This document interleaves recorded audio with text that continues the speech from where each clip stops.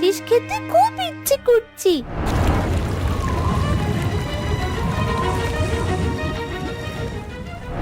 বিশ্বাস করুন গিন্নিমা, আমি চুরি করিনি। দেখ, এই মাছের পেটে কত ডিম। ভালো করে একবার পানির দিকে তাকাও মা, কি অদ্ভুত ব্যাপার। আরে, এত মাছ! এত মাছ হবে আমি কখনো ভাবিনি। তাড়াতাড়ি চলো বাবা, প্রচুর বৃষ্টি হয়েছে, আমাদের তাড়াতাড়ি যেতে হবে। হ্যাঁ রে মা, কে জানতো আজ এত বৃষ্টি হবে। কলা পাতাটা ভালো করে মাথায় ধর, তুই তো একেবারে ভিজে চুপসে যাচ্ছিস। চলো বাবা, এক কাজ করি, ওই যে দেখতে পাচ্ছ আম গাছ, ওখানে কিছুক্ষণ দাঁড়িয়ে থাকি। এই তুই চল, বৃষ্টিটা আমার কাছে একদম সুবিধার মনে হচ্ছে না। কখন আবার মাথায় বজ্রপাত হয় কে জানে।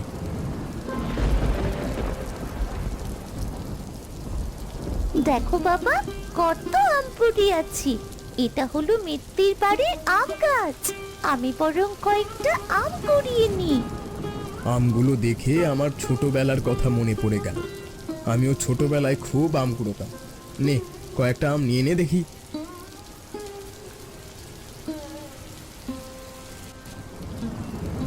চল মা, এখানে দাঁড়িয়ে আর সময় নষ্ট করা একদম ঠিক হবে না। আমরা বাড়ি ফিরলে তোর মা আমাদের খেতে দিয়ে জমিদার বাড়িতে কাজ করতে যাবে। হ্যাঁ বাবা, দেরি হলে মা আবার আমাদের উপর খুব রেগে যাবে।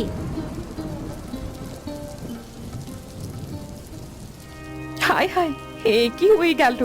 বৃষ্টির পানিতে ঘরটা সে একেবারে ভেসে যাচ্ছে।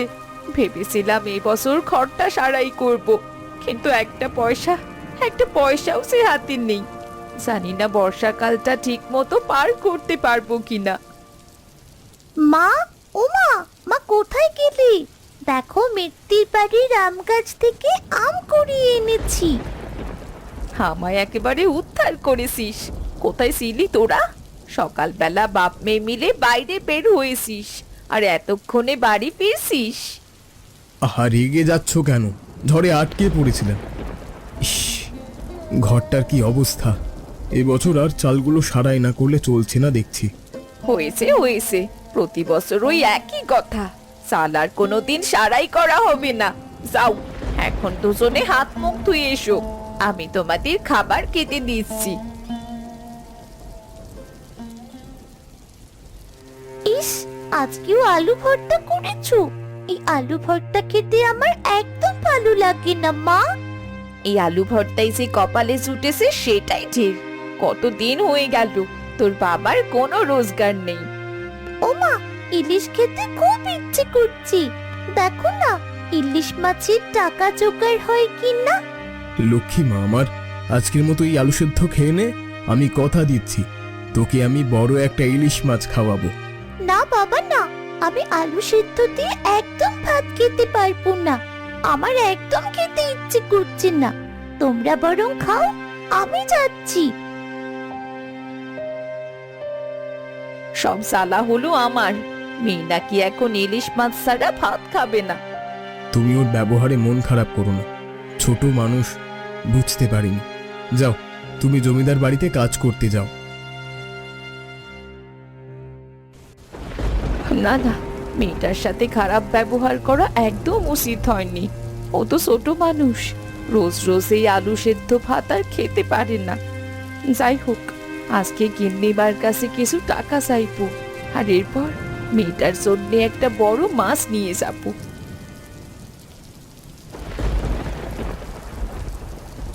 কিরে নবাব জাতি, তোর এতক্ষণে কাজে আসার সময় হলো? সেই সকাল থেকে আমি তোর জন্যে অপেক্ষা করছি। কি করব গিন্নিমা, দেখতেই তো পাচ্ছ বাইরে প্রচুর বৃষ্টি হচ্ছে। এই ঝড় বাদলের দিনে আসতে একটু দেরি হয়ে গেছে গিন্নিমা। যা যা, আর দেরি করিস না, বাসনগুলো এখনই ধুয়ে রান্নার ব্যবস্থা কর। ও গিন্নিমা, তোমার সাথে একটু কথা ছিল গো। দাঁড়াও, আগে কথাটা শেষ করি। এখন আবার কিসের কথা? যা বলার তাড়াতাড়ি বল, আমার হাতে বাপু একদম সময় নেই। আর শোন, আগেই বলে দিচ্ছি, ছুটি কিন্তু দিতে পারবো না। না গিন্নিমা, আমার ছুটি চাই না। আসলে মেয়েটা কদিন ধরে ইলিশ মাছ খেতে চাইছে, যদি আমাকে কিছু অগ্রিম টাকা দিতে, পরে না হয় বেতন থেকে আমি শোধ করে দিতাম। একেই বলে গরিবের ঘোড়া রোগ। দুবেলা ঠিক মতো ভাত জোটে না, তার উপর আবার নাকি ইলিশ মাছ খেতে মন চায়। এইভাবে কেন বলছো গো? গরিব বলে কি আমাদের শখ আহ্লাদ থাকতে পারে না? দাও না কিছু টাকা, আমি আমার বেতন থেকে ঠিক শোধ করে দেব। শোন, তোর মাথায় একটা কথা স্পষ্ট ঢুকিয়ে নে, আমি তোকে কোনো টাকা পয়সাও দিতে পারবো না। আর যদি বেশি টাকা টাকা করিস না, তাহলে আজ কাজ থেকেই বের করে দেব।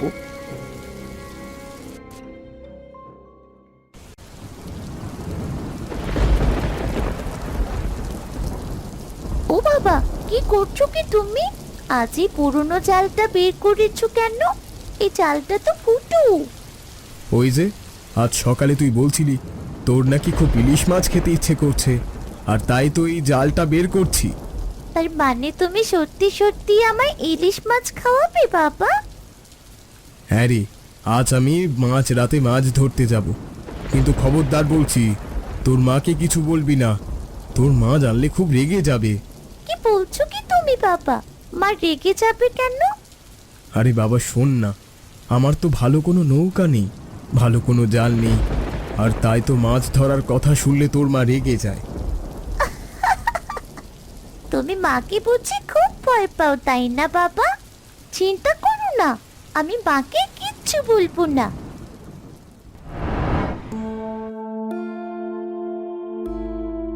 কই রে মিতালি, কোথায় গেলি তুই? এই দেখ, তোর জমিদার বাবু কত বড় একটা ইলিশ মাছ এনেছে। এটা খুব ভালো করে রান্না কর, আজ বাড়িতে কিছু অতিথি আসবে। ওরে বাবা, সত্যি তো অনেক বড় ইলিশ মাছ। এত বড় ইলিশ মাছ আমি বাপের জন্মেও দেখিনি। বাপের জন্মে দেখবি কি করে? তোর বাপ কি কখনো ইলিশ মাছ এনেছে নাকি রে? যত সব আজগুবি কথা। একদম ঠিক কথা বলেছেন গিন্নিমা, এত বড় ইলিশ মাছ কেনার সামর্থ্য আমাদের নেই। হয়েছে হয়েছে, এখন আর কথা না বাড়িয়ে মাছটাকে ভালো করে কেটে ধুয়ে ফেল। এরপর ইলিশ মাছের ভাজি করবি, ইলিশ মাছের তরকারি করবি। আর শোন, ইলিশ মাছে মশলা কম দিবি, মশলা ইলিশ মাছের স্বাদ নষ্ট হবে।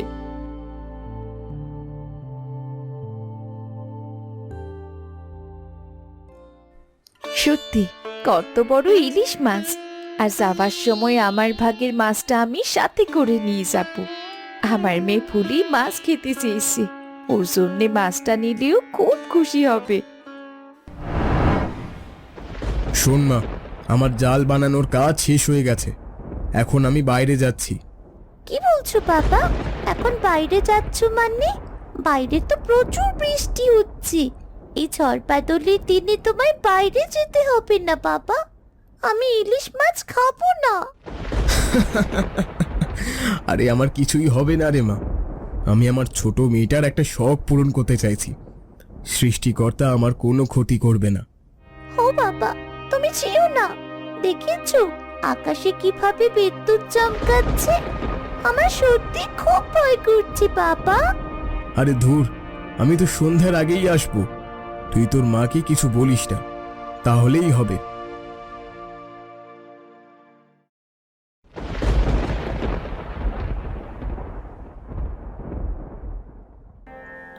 ইগো, আমার মেহমানের আসার সময় হয়ে গেল, একবার রান্নাঘরে গিয়ে দেখো মাছ রান্না হয়েছে নাকি। আরে হবে হবে, মিতালি যখন রান্নার দায়িত্ব নিয়েছে, ও খুব ভালোভাবেই রান্নাটা শেষ করবে। আজ বাজারে সবচেয়ে বড় ইলিশ মাছটা এনেছি, দুপুরে গরম গরম ভাত আর ইলিশ মাছ দিয়ে জমিয়ে খাওয়া হবে, কি বল? একেবারে ঠিক বলেছ। আর মিতালির হাতের রান্নাও অসাধারণ, যা রান্না করে খেতে একেবারে অমৃত। গিন্নিমা, আমি সব কাজ গুছিয়ে দিয়েছি, রান্নাটাও শেষ। ইলিশ মাছের তরকারি আর ভাজি করেছি, এখন তবে বাড়ি যাই। ভালোই তো, সব কাজ তাড়াতাড়ি গুছিয়ে নিয়েছিস। আকাশের অবস্থাও ভালো না, তাড়াতাড়ি বাড়ি চলে যা। কিন্তু তোর হাতে ওটা কি? ইয়ে মানে, না গিন্নিমা, কিছু না। আহা, ও যখন দেখতে চাইছে না ওকে জোর করছো কেন? তুমি চুপ করো তো। তুই আবার আমার সাথে মিথ্যে কথা বলছিস। আমি তো দেখতেই পাচ্ছি তোর হাতে একটা বাটি। তাড়াতাড়ি বাটিটা বের করে দেখা আমাকে। নিশ্চয়ই বাড়ি থেকে চুরি করে কিছু নিয়ে যাচ্ছিস, তাই না?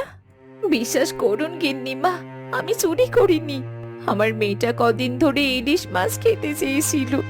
আজকে আমার ভাগের ইলিশ মাছটা আমি আমার মেয়ে ফুলির জন্য নিয়ে যাচ্ছি। তুই আবার আমার সাথে বানিয়ে বানিয়ে মিথ্যে কথা বলছিস। তুই ইলিশ মাছ চুরি করেছিস, এখন আবার বলছিস নিজের ভাগের মাছ নিয়ে যাচ্ছিস। আহা, ওকে ছেড়ে দাও। এক টুকরো ইলিশ মাছের জন্য এত কথা বলে কি হবে? কাল থেকে তোর আর কাজে আসার কোনো দরকার নেই। কোনো চোরকে আমি আমার বাড়িতে আর রাখবো না। দয়া করে এমন কথা বলবেন না গিন্নিমা। আজ অনেকগুলো বছর ধরে আপনার এখানে কাজ করছি, কোনো দিন এমন হয়নি। আমাকে আজ কাজ থেকে বের করে দেবেন? আমি যে আমার স্বামী সন্তান নিয়ে না খেয়ে মরবো। আহ, যা তো, যা এখান থেকে। শুধু শুধু বিরক্ত করিস নে আমায়।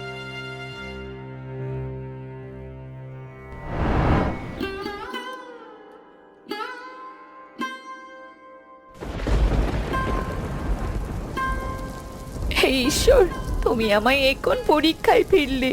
আমার কাজটাও শেষ হয়ে গেল। এবার আমি বাড়িতে কোন মুখে ফিরবো? আমার স্বামী সন্তান যে আমার মুখের দিকে চেয়ে বসে আছে। সন্ধে হয়ে গেল, এখনো তো বাবার ফেরার কোনো নামই নেই। এইদিকে বৃষ্টির পরিমাণ যে বেড়েই চলেছে। ওই তো মা চলে এসেছে। মা, ও মা, তোমার ফিরতে এত দেরি হলো কেন? এই তো রে মা, ঝড় বৃষ্টির মধ্যে ফিরতে একটু দেরি হয়ে গেল। তা তোর বাবা কোথায়? তাকে যে কোথাও দেখতে পাচ্ছি না।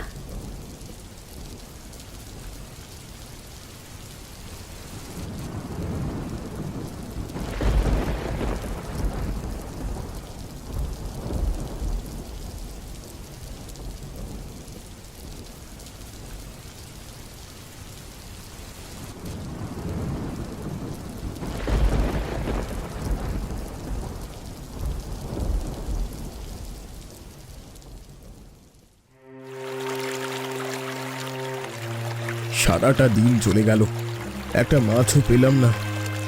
হে বিধাতা, একটু আমার দিকে মুখ তুলে তাকাও। আমি যেন অন্তত একটা ইলিশ মাছ নিয়ে বাড়িতে ফিরতে পারি। এই তো জাল নড়ে উঠেছে, নিশ্চয়ই জালের মধ্যে বড় কোনো মাছ ধরা পড়েছে। ভালো করে টান দিয়ে জালটা উপরে তুলি। এই তো অনেক বড় একটা ইলিশ মাছ আমার জালে ধরা পড়েছে।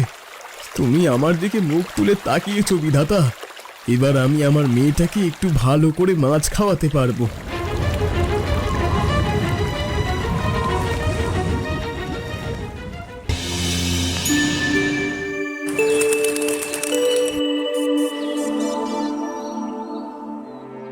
ভোর হয়ে গেল, তোর বাবার তো এখনো আসার কোনো নামই নেই। জানি না তোর বাবা বেঁচে আছে কি না। প্রচন্ড ঝড় হয়েছে, হয়তো তোর বাবা হয়তো তলিয়ে গেছে। এমন কথা বলো না মা, বাবা নিশ্চয়ই ফিরবে। বাবার কিচ্ছু হবে না, দেখো। বাবা, বাবা তুমি কোথায় গেলে? এখানে বসে থেকে কোনো লাভ নেই। চল, আমরা দুজন মিলে নদীর ঘাটে তোর বাবাকে খুঁজতে যাই। হ্যাঁ মা, তাই চলো। বাবাকে নদীর ঘাটে নিশ্চয়ই খুঁজে পাওয়া যাবে। মিতালি, ও মিতালি, তোমরা কোথায় গেলে? এই দেখি এসো। ফুলিমা, আয় আয় দেখে যা, তোর বাবা এসেছে। মা, মা, বাবা এসেছি। ওগো, ওগো, তুমি এসেছো? আমি তো ভেবেছি ঝড়ের কবলে পড়ে তুমি মরেই গেছো। তোমাকে কতবার বলেছি বৃষ্টির মধ্যে নৌকো নিয়ে তুমি বাইরে যেও না। আর তুমি তো আমার কোনো কথাই শুনলে না। বাবা, আজ যদি তোমার কিছু হয়েছে তো তাহলে আমাদের কি হতো? আরে আমার কিছুই হবে না। তোর আর তোর মায়ের ভালোবাসা আমার সাথেই আছে। গতকাল রাতে ভয়ঙ্কর ঝড়ের কবলে পড়েছিলাম, তারপরও আমি তোর জন্য এই মাছটা সাথে করে নিয়ে এসেছি। এই নে মাছটা নে। ওমা, এটা তো ইলিশ মাছ। হ্যাঁ রে মা, তোর জন্য ইলিশ মাছ এনেছি। আজ ভুনা খিচুড়ি আর ইলিশ মাছ ভাজা করো। তাড়াতাড়ি করো মা, আমার আর তর সইছে না। ইলিশ মাছ ভাজা খাবার জন্যে মনটা যেন কেমন করছি। পাগলি মেয়ে আমার, আগে মাছটা ভালো করে কাটতে তো দে। কিন্তু এ কি, মাছটা তো গর্ভবতী। দেখ, এই মাছের পেটে কত ডিম। এখন আমরা কি করব মা? এই ডিমওয়ালা ইলিশ মাছটাকে কাটা একদম ঠিক হবে না। দাঁড়া, তোর বাবাকে ডেকে জিজ্ঞেস করি। ওগো, ওগো, কোথায় গেলে? একটু এই দিকে এসো। কি ব্যাপার, মা আর মেয়ে মিলে মাছ কাটতে বসে আমাকে ডাকছে কেন? মাছটা কাটতে গিয়ে দেখি পেটের ভেতর অনেক ডিম। এই ডিমওয়ালা মাছ আমি কাটতে দেব না। তুমি এক কাজ করো, এই মাছটাকে যেখান থেকে এনেছো সেইখানে রেখে এসো। কি বলছো? মেয়েটা এত শখ করে মাছ খেতে চেয়েছে, আর এখন কিনা মাছটাকে আমি ছেড়ে দিয়ে আসবো? এই মাছটাকে ধরতে আমার অনেক কষ্ট হয়েছে। না বাবা না, আমি ডিমওয়ালা মাছ খেতে চাই না। তুমি জানো না, মা মাছ ধরতে নেই। তুমি এই মা মাছটাকে ছেড়ে দিয়ে এসো। কিন্তু শোনো, এই মাছটাকে আমি এখন আর নদীতে ছাড়তে পারবো না। এক কাজ করো, বাড়ির পাশে একটা ডোবা আছে, ওখানেই বরং এই মাছটাকে ছেড়ে দিই। হ্যাঁ বাবা, তুমি আমি আর মা মিলে এই মাছটাকে ছেড়ে দিয়ে আসি।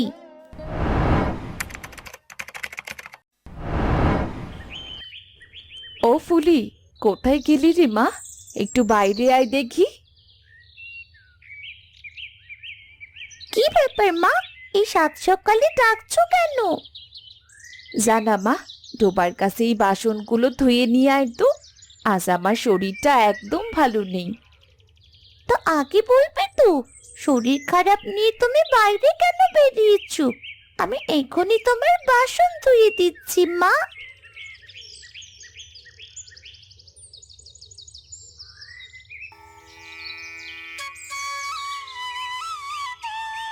মা, ও মা, কোথায় গেলে?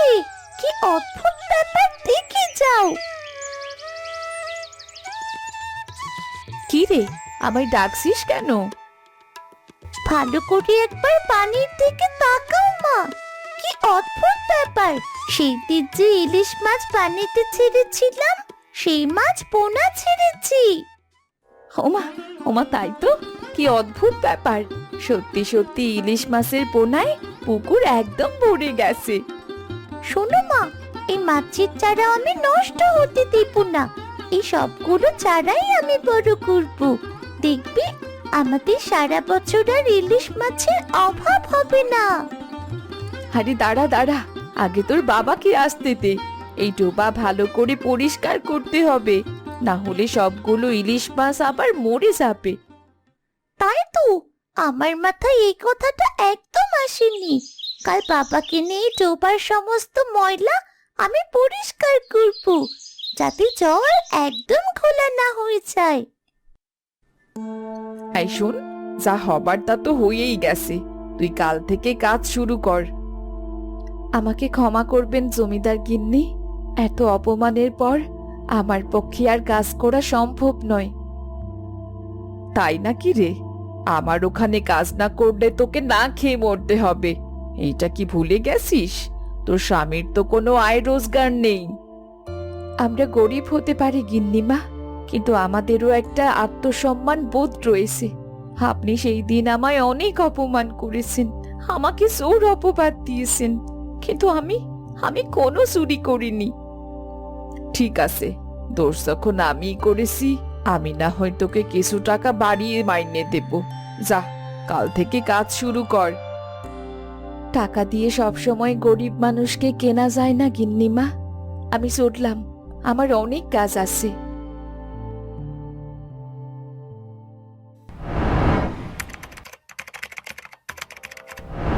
মা দেখো দেখো, আমাদের ডোবার মাছগুলো কত বড় হয়ে গেছে, আর কত বড় তাজা তাজা ইলিশ মাছ। ও মা, আজকে একটা ইলিশ মাছ ভাজা করো না গো। কালকেই তো তোকে ইলিশ মাছের ঝোল করে খাওয়ালাম। না, আজ ইলিশ মাছ ভাজা খেতে হবে না। কাল তোর বাবাই মাছগুলো বিক্রি করতে যাবে। আহা, মেয়েটা যখন এত করে বলছে একটা ইলিশ মাছ ভাজা করে দাও না গো। হ্যাঁ মা, আজ ইলিশ মাছ ভাজা আর ভুনা খিচুড়ি খাবো। সত্যি রে মা, মনে হচ্ছে এবার আমাদের ভাগ্য বদলাতে চলেছে। আজ প্রথমবার মাছ বিক্রি করার জন্য মাছ ধরবো, দেখি কতটা হয়। আরে, এত মাছ! এত মাছ হবে আমি কখনো ভাবিনি। হ্যাঁ গো, মাছগুলো তাজা থাকতে থাকতে বাজারে গিয়ে বিক্রি করে এসো, এতে তুমি ভালো দাম পাবে। মাছ নেবেন? মাছ, তাজা তাজা মাছ আছে, একদম ভালো মাছ। আরে বাহ বাবলু, সত্যি দারুণ মাছ এনেছিস। তা এত মাছ কোথায় পেলি রে? নিশ্চয়ই নদীর মাছ, তাই না? না জমিদার মশাই, এগুলো আমি নিজের হাতে ডুবায় চাষ করেছি। এই কোনো মাছই নদীর মাছ নয়, এগুলো আমার নিজের হাতে চাষ করা মাছ। হ্যাঁ জমিদার মশাই, এগুলো আমাদের নিজের হাতে চাষ করা মাছ। দে দেখি আমাকে বড় দেখে একটা মাছ। তোর মাছ খেয়ে দেখি কেমন লাগে। ও বাবা, আজকে আমরা মাছ বিক্রি করে অনেক টাকা পেয়েছি, তাই না? আমাদের আর কোনো অভাব থাকবে না। হ্যাঁ রে মা, আমাদের সব অভাব শেষ হয়ে যাবে। আমাদের ঘরটাও সারাই করব। বৃষ্টির পানিতে আমরা কষ্ট করব না আর। হ্যাঁ রে মা, আর কষ্ট থাকবে না আমাদের। আমরা নিজের পরিশ্রমেই সুখে থাকব। দেখো বাবা, সেই বৃষ্টিটাই আমাদের জীবনে সব কিছু বদলে দিল। সত্যি, কষ্টের পরেই সুখ আসে রে মা। শুধু ধৈর্য আর সৎ মন থাকলেই হয়। আমার দারুণ আনন্দ হচ্ছে বাবা। তাড়াতাড়ি চলো, বৃষ্টির বেগ ক্রমাগত বাড়ছে, সময় মতো বাড়ি ফিরতে হবে তো।